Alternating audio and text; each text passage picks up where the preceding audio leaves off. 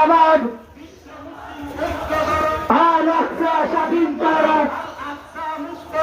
বিশ্ব মুসলিম ঐক্য করো, ডাইরেক্ট অ্যাকশন